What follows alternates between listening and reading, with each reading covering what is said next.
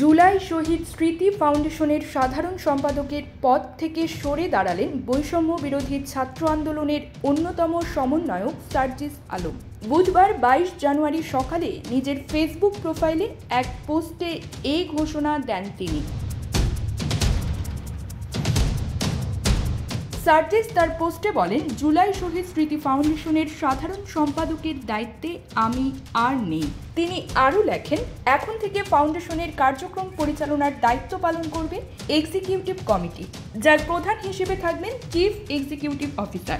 বর্তমানে মীর মাহবুবুর রহমান স্নিগ্ধ সিও হিসেবে দায়িত্ব পালন করছেন। ফাউন্ডেশনের নীতি নির্ধারণের কাজ করবে গভর্নিং বডি, যেখানে মাননীয় প্রধান উপদেষ্টা সহ 4 জন উপদেষ্টা রয়েছেন। লন্ডনে এত বড় মাছ, ওয়াও! মাছে ভাতে বাঙালি, আর সেই মাছ পেতে আসুন লন্ডন ফিশ নেটে। জি হ্যাঁ, ইস্টহ্যাম পুরাতন টাউন হলের সন্নিকটে আপনার প্রিয় মাছের সম্ভারে ভরপুর। আসুন, দেখুন, বাজার করুন ছোট বড় সব ধরনের মাছ। সার্জিস জানান, 1 অক্টোবর আর্থিক সহযোগিতা কার্যক্রম শুরু করে ফাউন্ডেশন। 15 অক্টোবর অফিস চালু হয়।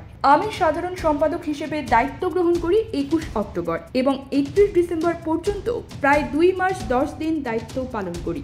7 জানুয়ারি দায়িত্ব আনুষ্ঠানিকভাবে হস্তান্তর করি। তিনি উল্লেখ করেন, 31 ডিসেম্বর পর্যন্ত 826 জন শহীদ পরিবারের মধ্যে 628 জন এবং প্রায় 11,000 আহতদের মধ্যে 2,000 জনকে আর্থিক সহযোগিতা করা হয়েছে।